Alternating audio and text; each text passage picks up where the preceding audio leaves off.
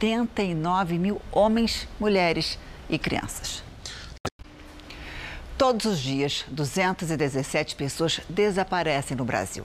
Só no ano passado foram mais de 79 mil homens, mulheres e crianças. Na reportagem de hoje, as histórias de esperança e dor de mães do Rio de Janeiro que há anos esperam notícias dos filhos. Elas sabem o exato instante em que a vida parou. A câmera pega ele subindo até um pedaço da rua e dali ninguém viu mais. Foi para a padaria e eu não vi mais minha filha. Como que uma criança passa e ninguém viu a Vitória? A preocupação de mãe deu lugar à angústia. Os filhos não voltaram para casa. Luciene, Flávia e Lúcia são mães de desaparecidos. Ele saiu para ir para casa da sogra. Naquele dia ele estava muito feliz, porque era aniversário da sogra e ele estava namorando há 4 meses em casa. Foi há 6 anos, na cidade de Duque de Caxias, na Baixada Fluminense. O garoto decidiu ir a um bar comprar balas e nunca mais foi visto. Lucas tinha 16 anos.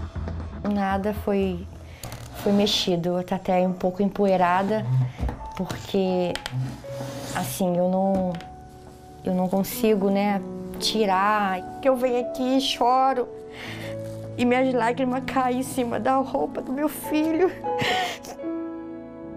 A família mora na mesma rua onde Lucas desapareceu e tem motivo. Pensei em me mudar várias vezes, mas eu sempre penso assim, e se meu filho retornar e não me achar? É como se estivesse abraçando ele nesse momento com o mesmo cheiro. Guardar as roupas e brinquedos do filho é muito mais do que uma lembrança nesses casos. É uma forma de sentir a presença dele, ainda que tenham se passado meses, anos. Esse macacão, a Vitória gostava muito de usar ele e eu também gostava muito que ela usasse porque ela era magrelinha e ficava muito bonitinho nela e ela sempre queria usar ele. Vitória é a filha caçula. Levada e cheia de energia, sumiu aos 3 anos de idade. Um mistério que ninguém consegue desvendar. Ela ficou sentada na porta da igreja enquanto eu pegava água para ela. Foi questão de segundos. Eu peguei o copo de água, bebi, dei minha filha mais velha. Quando eu virei para dar ela, eu já não vi mais ela ali. E ninguém viu? Não. A criança que mal conseguia falar foi levada sem deixar pistas. Já são 6 longos anos e nenhuma notícia da menina. É a dor pior do que você enterrar um filho. Quando você não sabe como está o seu filho, se ele está comendo, se ele está bebendo, como que ela cresceu, o convívio. É uma dor muito grande porque eu falo, será que a minha filha tomou as vacinas que ela tinha que tomar? Na segunda maior cidade do país, a cada 48 horas, uma criança ou adolescente não volta para casa, não dá notícias. Especialistas apontam que as 3 primeiras horas do desaparecimento são fundamentais para localizar quem sumiu. É uma corrida contra o tempo e contra a desinformação. Para quem pedir ajuda, onde buscar acolhimento e respostas no momento tão difícil. Luciene aprendeu com a dor. Ela foi numa padaria muito próxima da minha casa comprar pão. O rapaz da padaria da época disse que ela chegou a entrar na padaria, só que quando ele foi buscar o pão que voltou, ela não estava mais dentro da padaria. Todos os dias a mãe volta no tempo e lembra de Luciane, que sumiu aos 9 anos de idade. Mais de uma década depois e sem qualquer vestígio da menina, a mãe transformou a tristeza em acolhimento. Fundou uma ONG de apoio às famílias de desaparecidos. A gente tem 2 escolhas. Ou a gente luta e não se entrega, ou se entrega e morre. O registro na delegacia é o primeiro passo. Mas a busca imediata, como prevê a lei, nem sempre acontece no Rio de Janeiro. A própria família é obrigada a investigar, na maioria das vezes. Acontece duas coisas quando a gente vai na delegacia. É a história de que a gente tem que esperar 24 horas, 72 horas. Ou então, a gente que tem que procurar no IML, nos hospitais. E a gente acaba sendo punida duas vezes, né?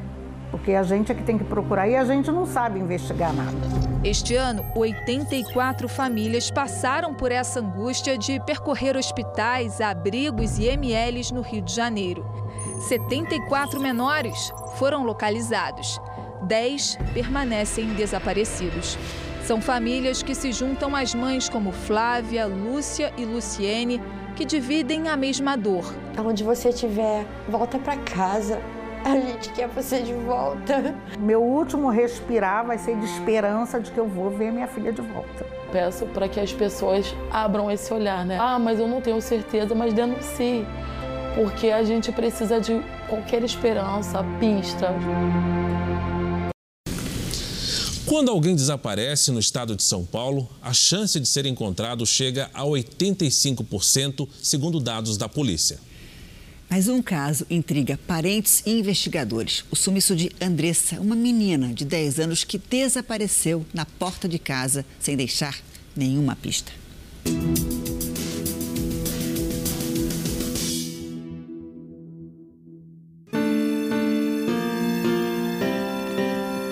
Fazia só 3 meses que Damiana tinha se mudado para essa casa com os 4 filhos, incluindo a caçula, Andressa, de 10 anos.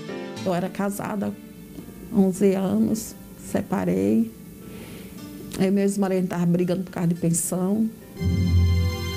Damiana conta que no dia em que o ex-marido prometeu pagar a primeira pensão, ela saiu de manhã cedo para o trabalho. E esse dia ele ia dar pensão, ia dar o celular para ela, tudo desse dia. Algumas horas depois da visita do pai, a Andressa saiu. O irmão, que estava sentado aqui no sofá da sala, não estranhou porque ela ia visitar a vizinha. Ela fazia sempre isso. Só que ela cruzou essa porta e nunca mais foi vista. Andressa sumiu sem deixar rastro. Aí à noite, quando eu cheguei, né, ela sempre começou a brincar com a vizinha. Aí meu filho viu assim, ela saindo. Aí só que Renan pensava que ela tinha ido para a casa da vizinha brincar. Aí quando eu estava procurando ela, ele aparece, falando, cadê a menina? Meu coração já disparado, aí minhas meninas tudo lá em cima, as gêmeas, mãe, tudo assim. Damiana saiu em busca da filha na mesma hora e ainda não parou de procurar. Eu ficava gritando na rua, sabe? Aí foi um dia, 2 dias. E até hoje. Até hoje. 4 anos se passaram. Todos os dias, ao voltar do trabalho como babá, ela renova a esperança de encontrar Andressa. Aqui é seu quarto? Aqui é meu quarto. Seu e da Andressa? É meu e ela. Que ela dormia comigo, né? Enquanto eu tô parada aqui, eu olho para as fotos dela, os vídeos. A menina de olhar doce e sorriso largo ainda era uma criança quando sumiu. Ela tá maior do que eu, mas o rosto dela para mim tá igualzinho. Ela pode estar 50 anos, mas o rosto para mim tá a mesma coisa. E eu fico com saudade, sabe? Quando eu vejo gente que nem vocês, quando eu ia descendo, eu penso que é alguém que tá trazendo ela para mim, sabe?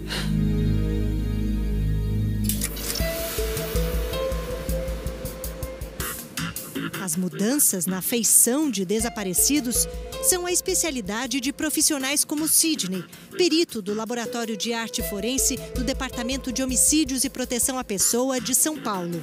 São dezenas, centenas de rostos que eles estudam, traçam, combinam. Quando você fornece hoje uma imagem de alta definição, levando as características fiéis, né, daquela fotografia que a família muitas vezes fornece de um desaparecido, você está, primeiro, dando a vida para aquela pessoa. Porque se você está progredindo, né, aquela imagem, aquela idade, você está dando realmente uma esperança de vida. Desenhista há 35 anos, Sidney fazia retratos falados com lápis. Mas hoje tem na computação gráfica o maior aliado no processo de progressão de idade. O laboratório do DHPP usa as mesmas técnicas e equipamentos do FBI, a polícia americana. Isso aí realmente mudou, assim, da água para o vinho. Nós criamos uma biblioteca com centenas, né, de caracteres fisionômicos, né? Ao contrário da progressão de idade, nós já temos 50% que é toda a formação crâniofacial. Na busca por desaparecidos, a tecnologia só tem resultados se estiver aliada à divulgação. Nós fizemos uma progressão e que 5 anos após essa progressão, esse garoto do desaparecimento desse rapaz, ele foi reconhecido por uma reportagem.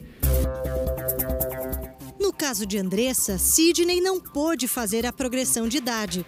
É que o processo não é simples.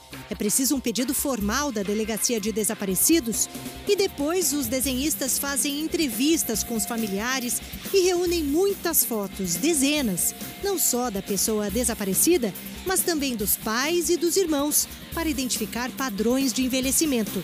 O pedido já foi feito.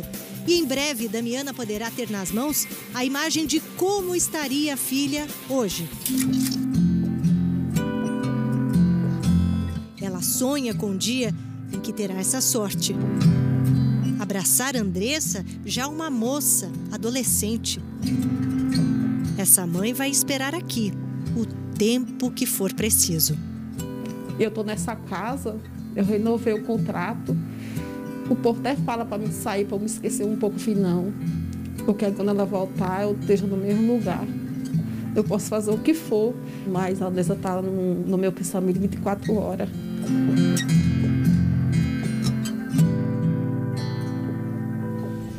A Secretaria da Segurança Pública de São Paulo informou que o caso de Andressa é investigado pela Delegacia de Pessoas Desaparecidas do DHPP e que diligências são feitas para localizá-la.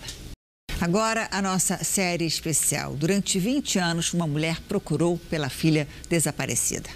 A luta fez com que ela se tornasse uma especialista em encontrar pessoas e reunir famílias. Eu lembro do dia que ela nasceu, da hora, que música tocava. Lindalva nunca esqueceu, nem do nascimento da filha, nem da dor de ter que abrir mão dela. Uma dor de 37 anos, porque a vida inteira eu procurei.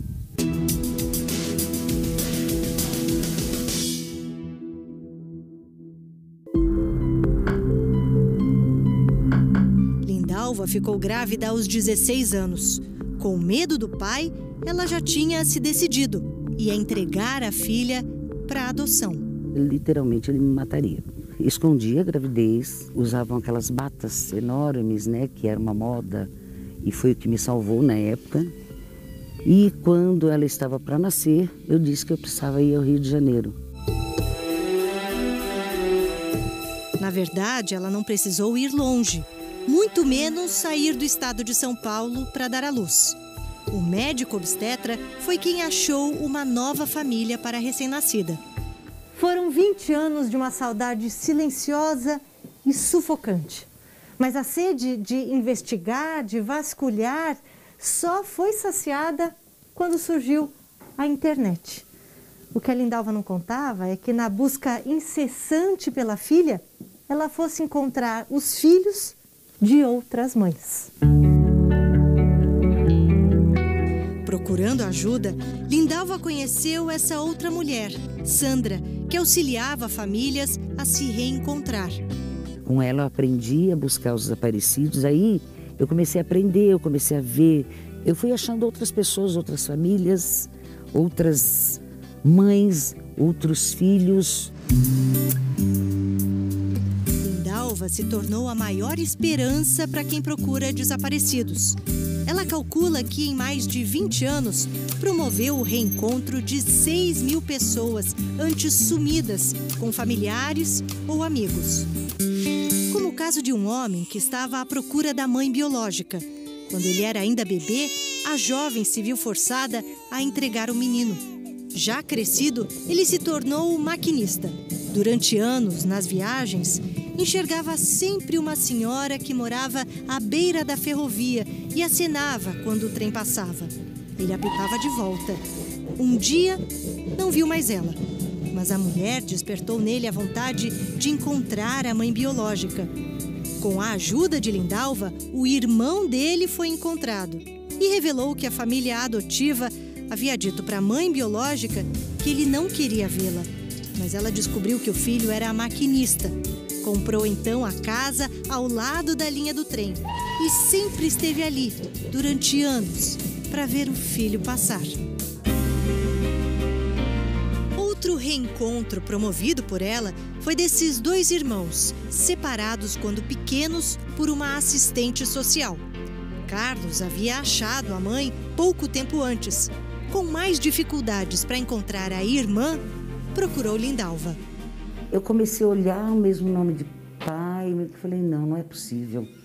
É a mesma coisa, a mesma data de nascimento. Eu falei, eu tenho quase certeza que é ela.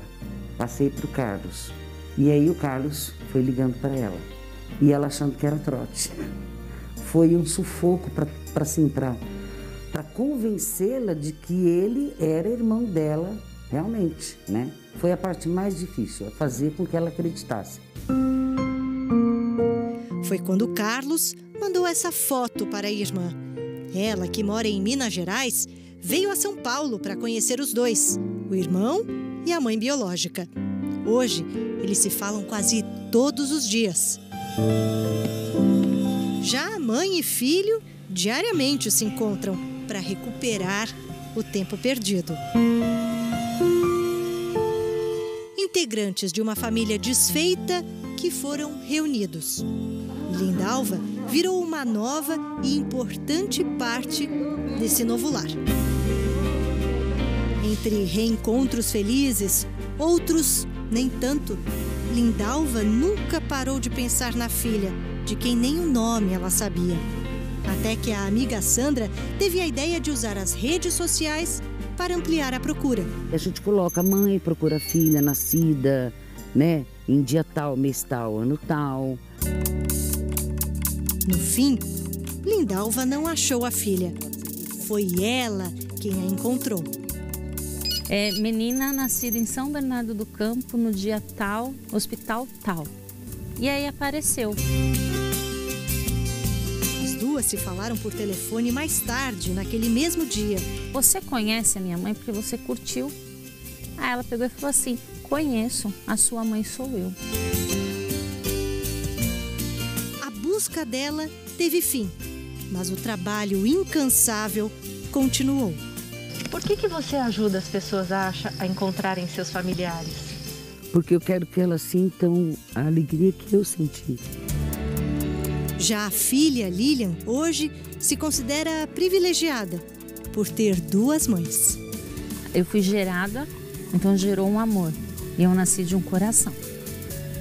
Então a minha história mudou mais de 6.000 histórias. A minha história mudou a história da minha mãe. 400 pessoas desapareceram todos os dias no Rio de Janeiro, desaparecem todos os dias no Rio. E para amenizar a dor das famílias, o governo do estado criou uma rede de apoio a quem busca por alguém desaparecido. É a primeira superintendência que coordena trabalhos de busca criada no país.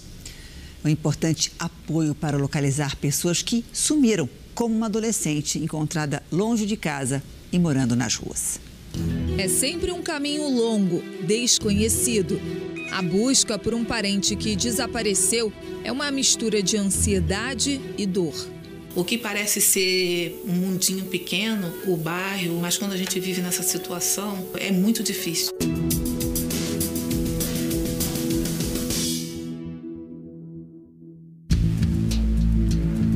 No Rio de Janeiro, 400 pessoas desaparecem todo mês, a maioria jovens. Na capital, a média é de 10 desaparecimentos, o mesmo número registrado em cidades da Baixada Fluminense. Esses registros serviram de alerta às autoridades. O estado foi o primeiro do país a criar uma superintendência de apoio às famílias. Jovita Belfort é quem coordena esse trabalho. A filha dela, Priscila, desapareceu em janeiro de 2004. O caso ficou conhecido no Brasil inteiro por ela ser irmã do famoso lutador Vitor Belfort. Priscila saiu do trabalho no centro do Rio e nunca mais foi vista. Priscila emprestou um nome a um programa que deverá avisar por celular casos de desaparecidos. É o Alerta Pri. Ele é feito para criança e adolescente, que quando desaparece, um SMS aparece nos todos os telefones, de todas as companhias telefônicas no Rio de Janeiro. Aparecerá o nome da criança, aonde ela desapareceu, uma foto também. Se achar uma criança, um adolescente, nós estamos falando de vida, ser achada ainda com vida. Há mais de 2 décadas, o desaparecimento de crianças e adolescentes é monitorado no Rio de Janeiro. Foram quase 4.000 casos. As estatísticas apontam que uma parte dos menores se perdeu dos pais. Há também os que foram sequestrados ou abandonados. Só que o mais comum mesmo é a fuga do lar. A esperança para quem procura é que a cada 10 desaparecidos, 8 são localizados. Em junho de 2011, Joyce disse aos pais que ia para a escola, mas decidiu, aos 14 anos, fugir. Eu não expressava para os meus pais os meus medos, as minhas dúvidas. Eu pensava que eu era uma jovem que atrapalhava, eu pensava que eu não era uma boa filha. Foram 5 meses longe da família. Fiquei grande parte na rua, onde, graças a Deus, nada de ruim aconteceu. Depois eu fui acolhida por pouco tempo por uma família, onde eles não sabiam do meu desaparecimento. Mas foi um período de sofrimento e eu só não voltei para casa porque eu tinha muito medo. Depois de procurar a polícia, hospitais e até o Instituto Médico Legal, Nelly buscou ajuda na Fundação para a Infância e Adolescência. Nessa casa, pais e mães buscam há 25 anos acolhimento. Vem daqui, da Fundação, histórias com finais felizes. A gente recebe essa família com todo carinho e com todo respeito, né? E depois sim, aí a gente faz toda a nossa rede de parceiro. Nossa equipe faz pela faixa etária, para ver se essa criança está dentro de um abrigo, né? O nosso cadastro já é articulado com o próprio Ministério Público e o Poder Judiciário. Essa família já sai daqui, né, com cartaz. Graças à Fundação, Nelly conseguiu o que parecia impossível. Teve a filha de volta em casa. Quem foi ao encontro dela na época foi o pai dela. O reencontro foi felicidade plena, né? Com a família reunida, Nelly divide a experiência com outras mães e até hoje ajuda parentes e desaparecidos. Cada localização me traz uma alegria tão grande. Virou uma bandeira da minha vida. Eu me dedico realmente a isso. A adolescente que um dia fugiu de casa aprendeu a lição. Hoje é a mãe da Isabela.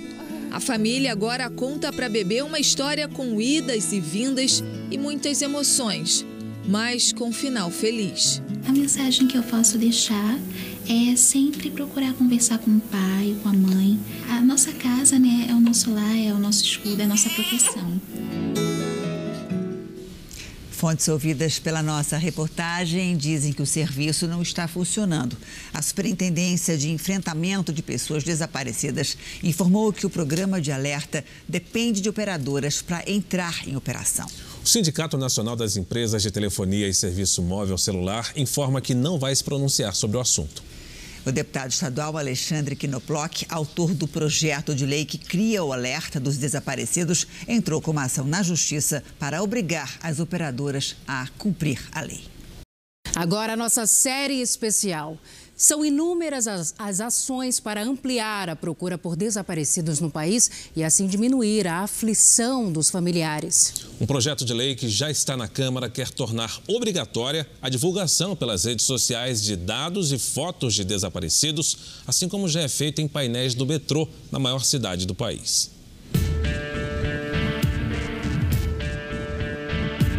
Pedidos de busca chegam a todo momento na divisão de desaparecidos da Secretaria de Direitos Humanos de São Paulo.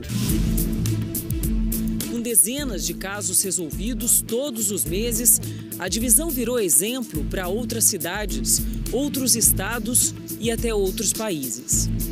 Às vezes, durante uma noite, são 3, 4 ligações de pessoas que estão adentrando dentro de abrigos municipais.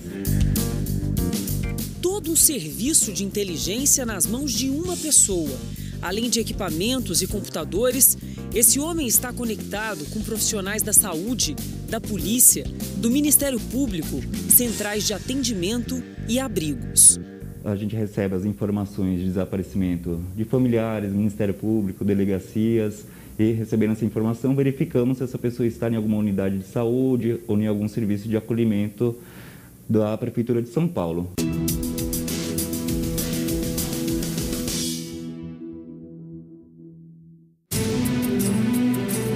No Brasil, quase 80 mil pessoas são dadas como desaparecidas. Em situações assim, toda ajuda é bem-vinda. Desde fevereiro, um auxílio importante vem dos monitores instalados dentro dos vagões do metrô de São Paulo, que transportam milhões de pessoas todos os dias. 4 linhas fazem esse serviço. Entre embarques e desembarques, durante a programação, os monitores exibem um anúncio diferente e humanizado. Junto com as fotos, são divulgados também dados básicos, como a idade e um telefone de contato. Tudo para chamar a atenção dos passageiros. Não é fácil achar, né? É muito difícil. É muito difícil, mas com a mídia de hoje em dia, tudo é possível. Não só nos monitores dos vagões do metrô, nem só em áreas públicas. Para que campanhas assim sejam ainda mais abrangentes, um projeto de lei tenta tornar obrigatória a divulgação de fotos e dados de pessoas desaparecidas também pela internet, por parte de grupos responsáveis por redes sociais.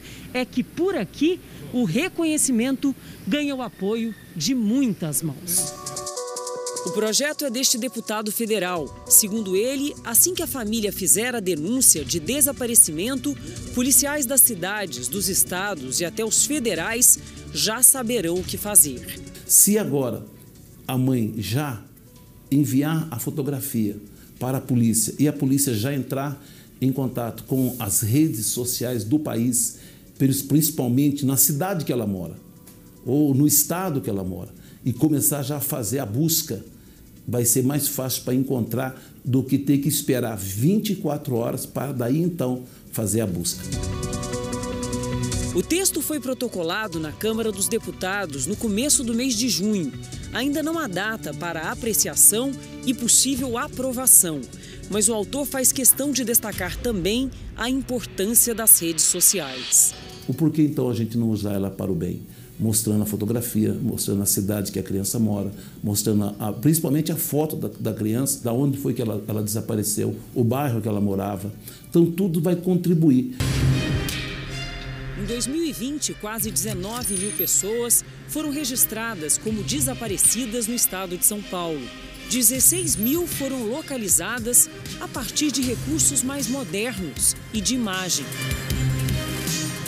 A busca, antes de porta em porta, no meio da rua, agora é diferente. Conta com a ajuda da tecnologia.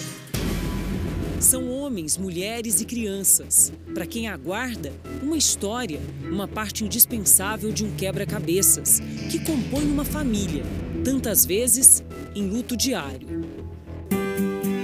Mas pode ser que o improvável aconteça. E aqui mesmo, no metrô, desaparecidos têm sido localizados, graças a alguns segundos de atenção.